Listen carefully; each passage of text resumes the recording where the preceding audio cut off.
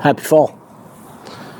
So when I decided to film A.Rebel Season 3, which I call Mentor Season, the title gives it away. I wanted to film people who have put such a mark on my life, who've helped me out and helped me become the person and grow this business as I am right now. And when I think about those folks, probably one of the most prominent names that first comes to my mind is 100% Rob Maitland. It's like a month or two, like 3 months ago, I hit you up with this idea. I was like, hey, listen, you've always been a mentor to me. Like, since we met, I remember the first time I really got to know you. I don't know if you remember this day or not. You were looking at like, getting the suite, the box, or whatever. So you and I actually went over to Tobacco Road. You got chicken wings. I don't think I drank. We might drink mine. I don't remember. But like, and what I loved about you immediately is that this phrase kind of coming to popularity today is like you put me on game immediately. You were telling me like one of my favorite things. You were telling me about like your dad was like find out like I think it was your dad find out where the beach is and find the highway and start buying real estate along that stretch because eventually everyone's going to travel that way. And you were like again, man. I don't think I ever told you. That meant the world to me. Because like you were just like you didn't really know me besides Deepak. We had Carolina stuff in common. We all love Chapel Hill, right? Go Heels. But it's one of those things where like you immediately like you've always been my bro. Like you brought me into the fold immediately. You've been there for Chapel Hill Black Film Festival. This is your third time sponsoring A.Rebel this thing, and it's like you literally. But you don't just like. And I love you for this, man. I'm not gonna cry here thinking about it, but like legit, you've always been someone who has encouraged me through every idea, and you also never pull punches. Like you're real as crap.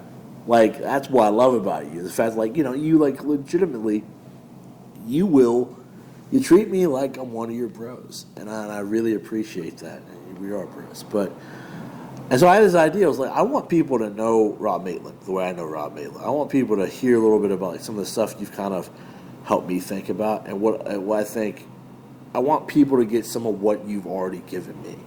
So this is have a conversation. I'm going to ask you some questions, but really, I mean, right now at your life, you've done a lot of stuff. You have like a really cool story. Banking, and becoming a lawyer, and becoming a very big part of, Chapel Hill. Your brother has that great restaurant, which I know you're a part of. And now you're in love with an amazing lady, and now you're living in Raleigh. It's pretty cool. I like the ITB life. Still can't believe your kids go to St. David's. Yeah. My alma mater. That's crazy. It blows my mind. Today, whatever date this is the 24th of July. This year's flying by. How would you define success? In the most Rob Maitland way ever. I think we all define success differently, and I think we define it differently at different stages of our life. Okay, at my stage of my life, happiness is success. Yeah, no, for sure. And I think you're super happy right now too. Absolutely. Yeah. I've just gone through a major change in my life. I got married last year to an amazing woman, that's awesome. And that's been a lot of change for me. I spent 30 years in Chapel Hill. One of my goals in life when I left Los Angeles was to never have to commute, and for 40-something years, right, I never had more than 1 or 2 stoplights between me at my house and my office. Yeah. I used to brag about the fact I didn't have to get up on I-40, in a month, right? And that was success to me at that stage of my life, because I'd come from an environment in Los Angeles where I was, scrambling to try to make my mark, and now I was controlling my environment. That seems like success to me. I think there's always a minimum threshold of financial security that we need, and the other part of it, I think, is family. Yeah. Right now, I mentioned my wife. I've got my 2 kids, and now I've got 3 more kids. I got 5 kids. Talk about change. I went from thinking, okay, Robbie and Katie are through college, and I'm done. And then suddenly now I've got a 17 and a 13 and an 11-year-old. Man, I'm right back in time. So for me, it's like a time machine, and I get to go back, and I get to, not be their father in any way, but be a father maybe figure, at least some sort of friend or mentor, and maybe do it better than I did it with my own kids. I find myself calling them sometimes and saying, hey, how can I do this a little better, right? So to me, success is being happy. And one of the hardest things for people to get their heads around, and a friend of mine told me this a long time ago, was to try to be the best version of yourself in the era of your life that you are. So, like if you're in your 20s, there's a certain profile there, right? You probably are out, you're in the clubs, you're doing your thing, and that's what you should be doing, right? If you're in your 30s and you're doing that, it may be not quite the same, right? And so what's your best version in your 30s, especially now maybe if you've got kids, and then 40s, 50s, and now I'm entering in my 60s, right? So what's the best version of me? And that's what I'm working on, right? I'm trying to be the best husband I can be, the best father I can be, the best friend I can be, and also the best I can be in my professional life as well.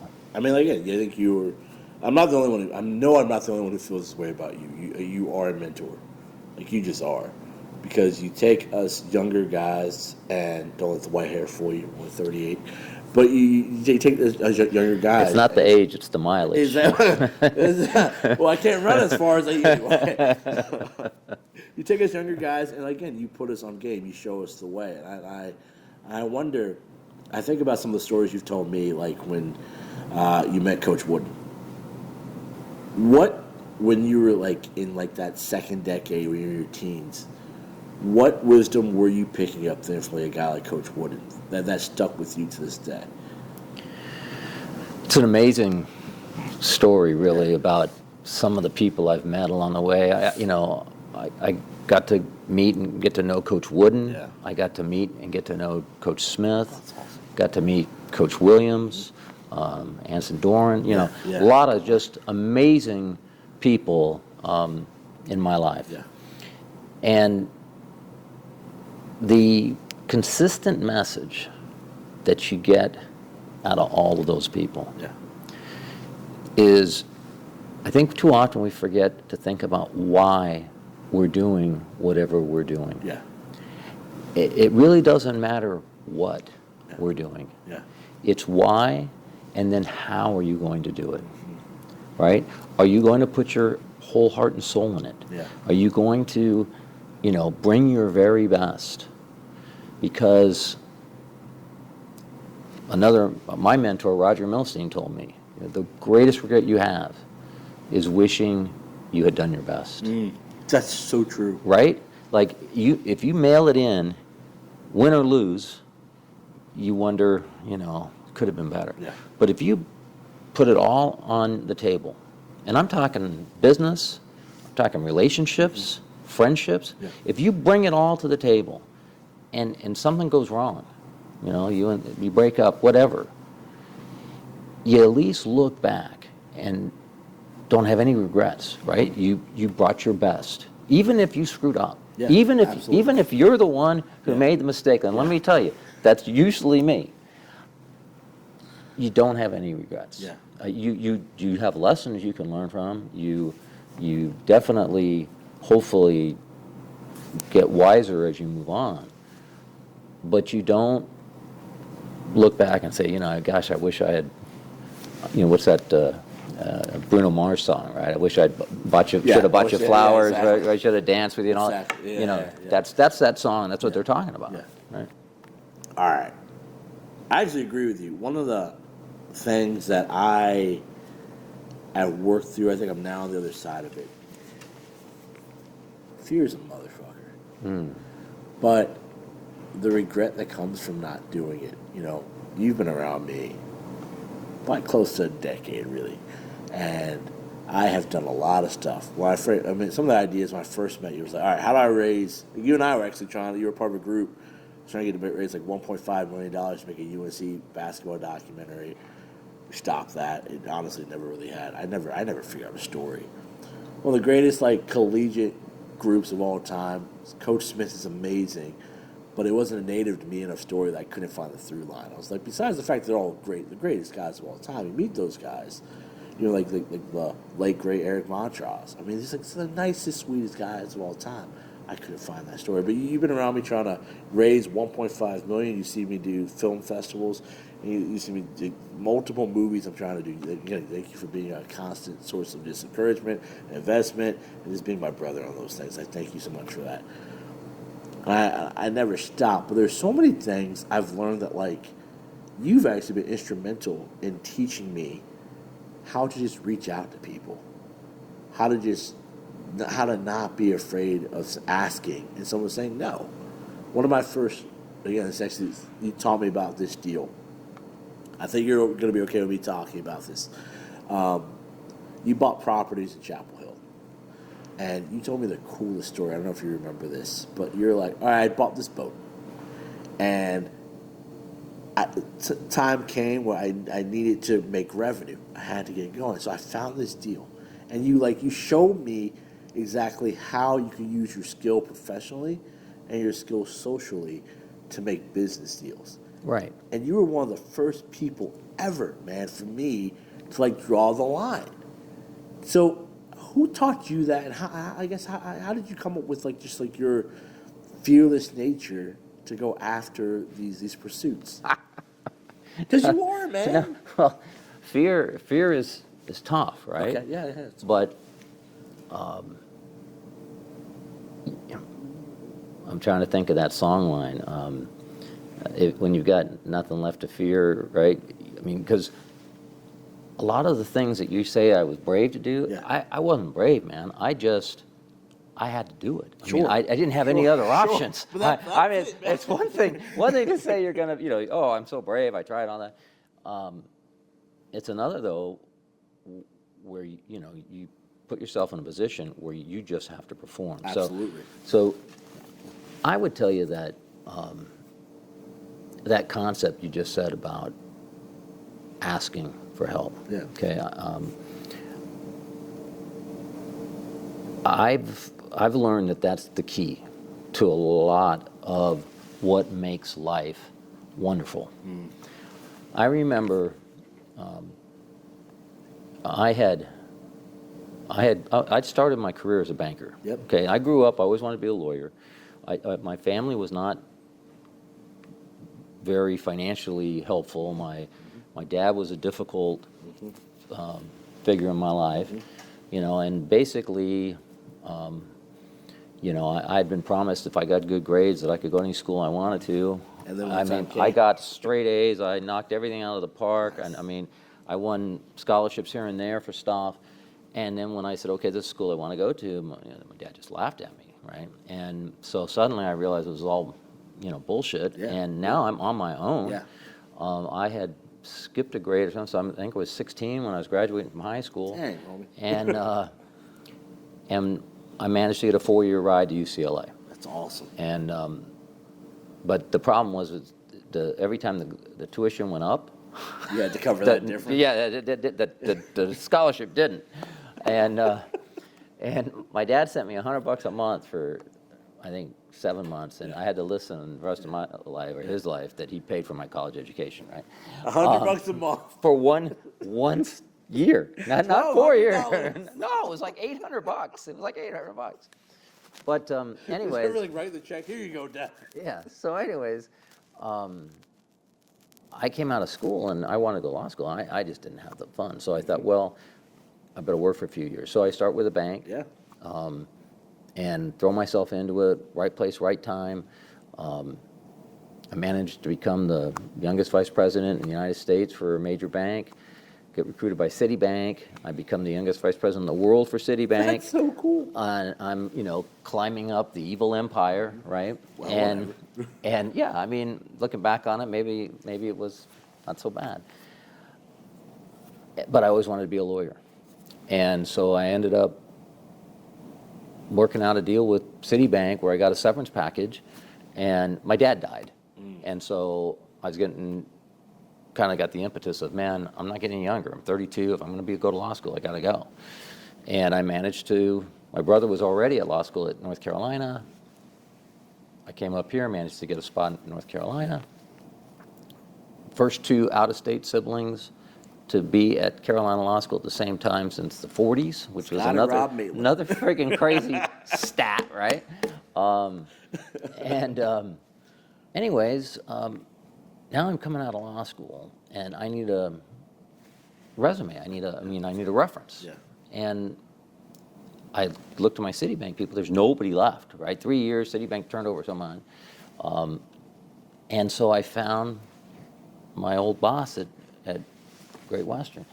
And I was so ashamed that I was having to call him for a reference, right?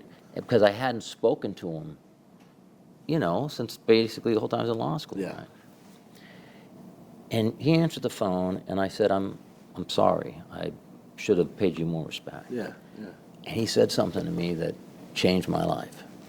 He said, Rob, he says, you think you're calling me to ask me a favor. He says, what you don't realize is I'm the one who's being honored by you. Yeah. He says, when you get to be in my spot, the fact that someone looks at their whole life and says, you're the person that I want to have, give me a reference. Yeah. He says, there's no greater compliment. It validates what I am. Please do never feel that way. And remember that. And I always have. And so now, this idea of people calling me for help or whatever, that's the way I feel. I'm so energized by that. I'm so complimented by that. And also to reach out and ask for help. Yeah. And I flat out, I'll say, hey, if you don't want to help, fine. But most people do. Oh, absolutely. Because most people are excited that you're excited about what they're excited about. Absolutely. And I think That's why I'm always excited to talk to you. No, it's facts. And I love the fact that you were afraid to call a guy who was so important to your life. And I think that's a key point that, first of all, time is weird. Let's just talk really quickly. Time goes by very quickly. Yeah. You and I have both had relationships that have ended. And it's one of those things where, you wish the other person well, and quite frankly, you don't even remember. I think often, it hasn't happened yet, but I think often, what's going to happen, when I see, an ex? And I'm married, kids, I don't give a flying fuck. Old offenses don't matter. And I think even with business, old offenses don't matter. I was actually the last person I was talking to here. I was telling the story about a lawsuit I was a part of, and how, it to some degree wrecked me a little bit because it hurt. Even though I was in the right contractually, going through that whole thing really hurts. And I love hearing the energy of you just saying, kind of all's well that ends well. You cannot be afraid of asking for what you need. And I have found that out a lot. Yeah. With the film festival, that's something everything I've ever done has kind of come out of nowhere. Relationships. You and I got a text earlier from Coop, right? Crazy Steve Cooper. I love you, brother, but you were insane. You were 100% insane. And whenever he texts us, you and I will both still show up. It doesn't matter what's ever happened. Anyway, I think that's a really great story. Okay. Well, the key point of what you just said, though, is, about exes and all of that. I mean, I do strongly believe in the role for reconciliation, right? You got to keep those books balanced, man. Yeah. So, yeah. I'll tell this story at my own peril, I guess, but I was dating a gal in college. Sure. And looking back on it, she was awesome. Yeah. Right? And everything was great with us. And I remember telling her, I would probably ask you to get married if we just weren't so young. Yeah. Well, it took me a long time to figure out where that was coming from. And what that was coming from was that my parents had always told me, don't get married while you're too young. Absolutely. Now, what they really meant by that was don't get married because you get somebody pregnant and you have to get married. Sure. Okay? Yeah. That's what they really meant. Yeah. But they couldn't talk to me about it in honest, so they use the euphemism, don't do it when you're too young. Yeah. So I had this concept in my head, well, I guess I'm not supposed to get married till I'm in my 30s. Absolutely. But I wasn't consciously thinking about it, Michael, right? Yeah. It's just, so I was torpedoing Love. this great relationship because I felt I was too young. So after, 2 decades of therapy, right, and life experience. Therapy's right? great. Who doesn't love therapy? And by the way, therapy, I think, can happen a lot of ways. Therapists are great. They're kind of like lawyers, though, too. There's good ones and bad ones, right? Yeah. But your friends... Maitland English Law Firm. your friends can be your therapist, right? The people who will call you on your bullshit, right? Absolutely. Right? All that kind of stuff. Well, anyways, so going back to my reconciling the book thing. It's my 40th birthday. Now, remember, I was dating this gal like 20-some years. I was 21 years old, maybe 20. And I found her brother, because I could remember something, he worked at a law firm, and I found him, and I got him to tell her I wanted to speak to her. Yeah. And she called me, and she was a little wary, like, why am I calling you? And I said, listen, I just wanted to call you and tell you. The baby's yours. I carried him the entire time. And I'm telling you now. I said, it's my 40th birthday, and I just wanted to call you and tell you that what I did was completely wrong. But I just want you to know I didn't know it at the time. Yeah. I said, but I know it now. And if I could go back then and be aware of the stuff I was dealing with in my head subconsciously, it would have been a different result. And I just want you to know I was, an a-hole, but I wasn't doing it on purpose. Yeah. And there was this long silence on the end of the phone. And she said, this is the nicest phone call of my life. Right. And then we had this amazing 1-hour conversation. Turns out she was living 4 hours away from me the whole time in Florida. I had no idea. She got married to the next guy she dated, right? And we had this whole conversation, and it reconciled the books. Yeah. Right? Yeah. It helped. And so I've tried to do that throughout my life, more or less success, maybe depending. And I think that's really important. I think you have to take lessons from where you've come from, and you have to forgive. Forgiving's the best part, but you also have to sometimes help other people forgive you. Yeah, I love that story for so many reasons. I remember Jen Gelly. I'm not sure if you met Jen. She owns New Road Taco. She sponsors a lot of our stuff, just like you. Thank you so much. Can we keep on saying thank you over and over again? People get tired of it. And I was talking to her one time about, like, I just read Ray Dalio's book Principles, which is a really great book. Ray Dalio is a big time investor, billionaire dude. He's awesome, but he's a guy. You find this out in his book. He's lost it all. He's gotten it back. And yeah, I'm familiar with his story. Yeah. So but same thing with but he's similar to, what you're saying now, which is the first thing, the most important thing in life is family.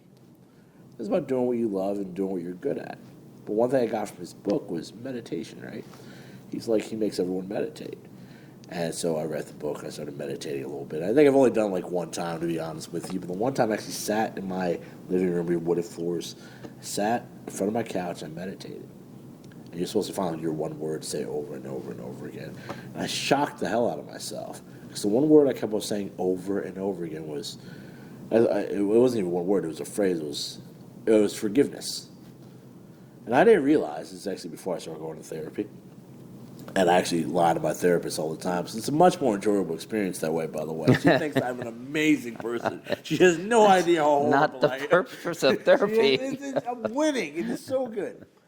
But, so I didn't realize how much I have needed to forgive myself. There have been so many times in life. I remember being a younger kid. I was shocked by how I would get embarrassment for things I did a long time ago, even when I was younger, and it kind of goes away and it will come back every now and again. But I didn't realize how much I just needed to live and let go. how much this stuff just kind of pulls you We down. need to turn this camera off. I know, right? And I'll have this conversation with you. But that's a really key point about fear. Yeah. Yeah. Okay? I can visually remember the times that I failed, Yeah. Oh, yeah. right? Yeah. And I'm like, oh, I can't believe I did that, Yeah. right? Yeah. And sometimes I can remember when I was successful, right? And I think if you try to dwell on either one of those things too much, it's problematic. What you have to focus on is the now, what you're doing now. One of the other things you talked about, asked me about the coaches, right? If you look at John Wooden's Pyramid of Success, any of these coaches, they talk about discipline, they talk about punctuality, one of my huge challenges. Yeah. Amen, brother. Yeah. Amen. And being and having Saban talks about process and having a process, right? How's Robbie doing, by the way? He's loving it down there. It's I was saying, but fantastic. Saban's gone. Is he okay? Yeah, it's the Maitland curse, right? Wherever we go, The guy football program either goes worse or even somehow it's no success. UCLA football, Carolina football, and then my son goes to Alabama and Saban retires, right? But hopefully, roll Tide, go Heels, go Bruins. But all three can't play each other at the same time. Two of them, yes, but not three. Carolina and Alabama playing basketball in December. Going to be a big game. Jordan, the tournament, or No, here at Smith Center. All right. Anyways, they all talk about having a process. Yeah. And I think that's a challenge for most people. I know it is for me. Yeah. Is to consistently do things in a way that make things better for us, successful. Yeah. And so we talked a little bit before we got started here about, I've been a lawyer now for 30 years or something. Yeah. Longer than I like to expect. So, I was a lawyer, a banker. So the Jimmy Buffett song, right? Lawyer, thief, or a banker. I got to take the fifth to the thief part, right? But any other lawyer friends to come answer this question real quick? But what I've realized is that the part of what I've done that I like the most is I like helping people build things, grow things, right? I like help people being successful. Then another part I like is helping them keep it. A lot of estate planning stuff, helping people set up trusts and set their kids up and, that kind of thing. And so as I kind of move into the next phase of my career, I'm getting involved with a group that's business coaching, right? And so that idea is to let people maybe help them explore, the why. Maybe these are people who have been doing something for a long time and are now being downsized, or maybe they've just wanted to try something new. Maybe they've always wanted to own a business, they just didn't know how. And there's a lot of ways to do that, including franchising. A lot of people aren't familiar with that. They always think of like a McDonald's or something. There's a ton of different franchises, different ways to do things. And the key to that is the discipline, because there's a recipe, there's a procedure, there's a process that if you do it, it has been proven to be successful. Yeah. And so I do think that that's one thing that I've learned in my life, is that doing your own thing, being responsible for your own destiny, is the true privilege of life. Yeah. And we are particularly blessed in this country for most people to have that opportunity. Absolutely. I mean, yeah, no, for sure. But also, I want to go back here a little bit. As we talked about a little bit before, you have a skill set, whether you acknowledge it or not, that makes you awesome. The way you talk to people, the way you comfort people, the way you guide people, the way you can just point people in the right direction is so useful. And I got to tell you that, in my opinion, your franchise is you. I really, truly believe that. I think that even the little bit that we've been talking here, the amount of knowledge and wisdom you're already being able to share to anyone who digests this, acquires this, uses this is insane. Oh, we are. I mean, we are. That is one thing that I'm trying to say. Yeah, yeah. Each of us is our own franchise. Absolutely. We're our own brand. And our own brand. And, if you just take the time to sit and feel it, Yeah. you feel, where you're making ripples in a pool, Yeah. right? In the pond. And if you don't get caught up in, I haven't made a big enough ripple, I am not making a big enough pond, if you just focus on what you do, Jeez. right? Yeah. And, a lot of what people call success, it's not luck, Yeah. but Oh, it is, absolutely. but it's circumstance, right? Sure, but it's circumstance. But like, this is what you've helped me come up with and understand. Like I legitimately attribute this to you, is that you have to at least be willing to put yourself out there. You and I both love golf. It's my favorite sport. Your favorite sport? One of them? Well, it's up there, right? Yeah. So like, number one, like you talk about forgetting things. I don't care if you had a birdie in the last hole. Doesn't affect how you're striking. I love golf for that. Yeah. Exactly. Now it's like so it's one of the things where like, and then like again, if you don't pick up the clubs, if you don't go out there, if you don't pull up the driver, on the drivable par 4, you're never gonna know. Yeah, you might shank it directly right in the woods, fine, but you have a chance that you could be putting for an eagle, and I think that's life. And again, you taught me that in the sense of like, Rob, I'm not just like saying this because you're here. I don't think I would have amassed half what I've amassed if I didn't listen to you say, create it. One of my favorite lessons that, again, you've taught me is that there is nothing there if you don't go for it. That's the key. There's literally nothing there if you don't go for it. Also, I think what you taught me very well, and it was funny, it's interesting, we're sitting in this room, the President's Club, is that like, it's all about who you know. We all know enough people to make whatever you want to have happen. This is the story I was telling you earlier about the thing with the boat. You know enough people that if you just talk to them and present the opportunity, there's a good chance it's going to happen. Well, and it's not like people and somehow. No, it's just you've got a network of people that if you truly are genuine and care about, and you care about them, and they care about you, right? Then you help each other. And that help might be just as simple as saying, that's a great idea, Michael, or have you thought of this? Yes. Or, hey, it might be as really helpful if maybe, I see something, I say, oh, that might be a good thing for Michael, which I've done for you, right? Absolutely. And you've done for me, right? And so I think that... I hope. I think that that's all about putting yourself out there each day, right? You've done all this work about health, right? If you're not taking care of your body and you're not able to put out your best, it's going to be hard for you to, focus on other things, right? So, it's all about...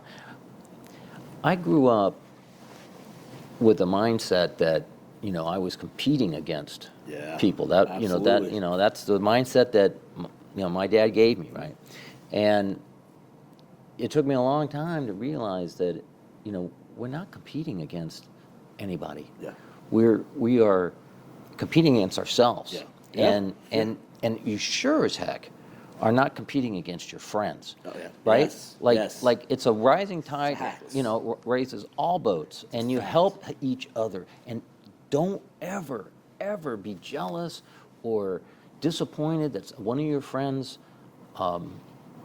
is doing something great, because what you should be thinking is, man, if I knew that guy, if he can do that, so can I. And so then you have to ask yourself, okay, how do I, and the best way to do that is to go over to that guy and say, hey, absolutely. How did this happen for you? What advice can you give me? Yeah. Right? But then listen and do it. Change. Yeah. Right? Yeah. And that's the hardest part. I was gonna tell you this story. So, I'm working at Citibank. Yeah. And,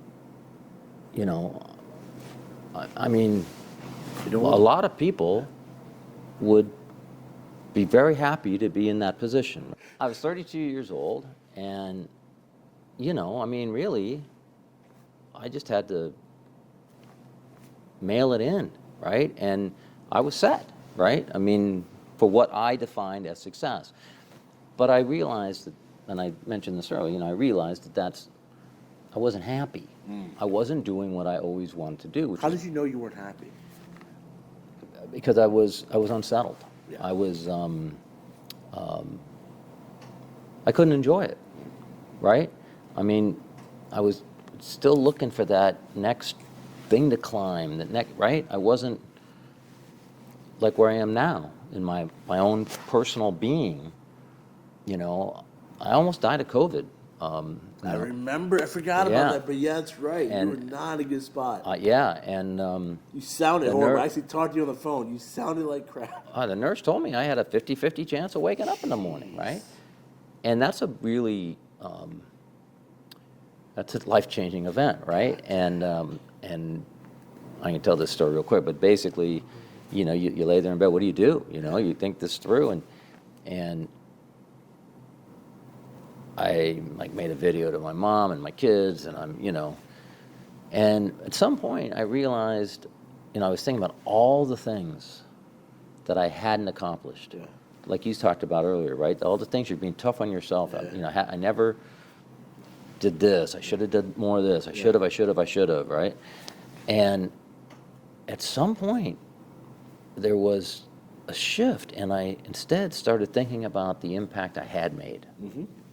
And I thought about my high school reunion I'd just gone to, and how, I saw how everybody had kind of scattered and lived different lives, and I thought about my kids, I thought about my friends, I thought about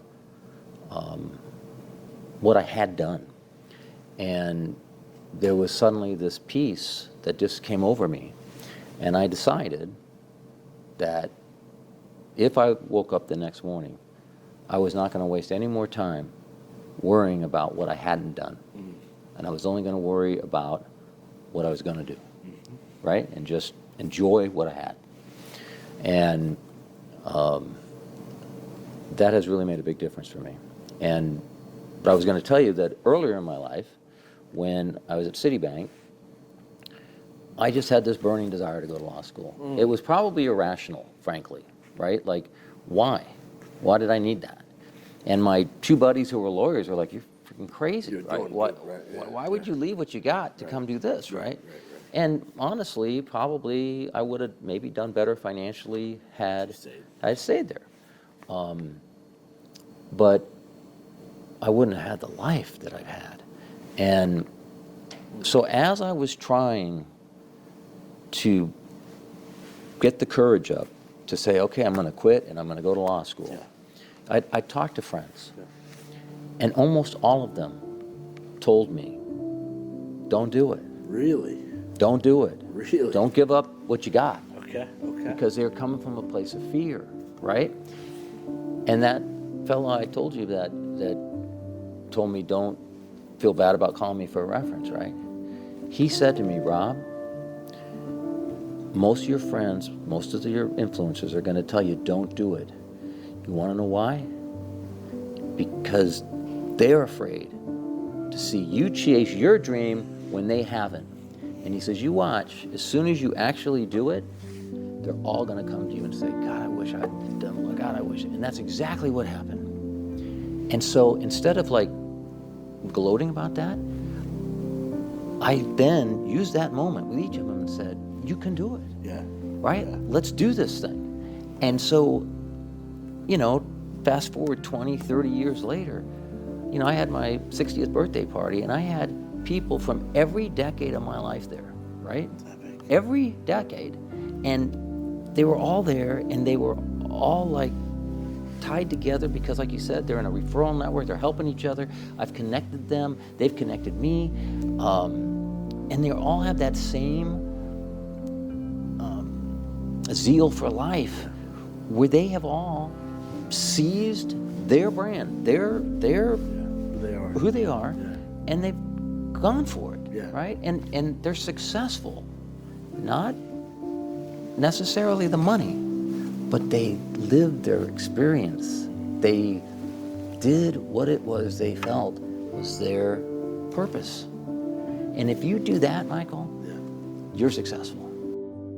I hope you all enjoyed this episode of A Dot Rebel. You know, it's always super fun to bring these episodes to you, and we have a lot more coming. Sorry I've been a little sparse in actually, putting them out, but I promise you, the next 4 weeks are going to be packed with some of the most influential people in my life.